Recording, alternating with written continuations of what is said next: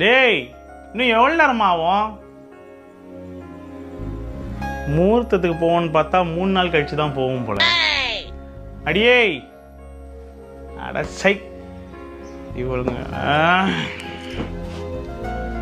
இவளுக்காக wait பண்ணி நான் எலும்பு கூட ஆகிடுவோம் போல.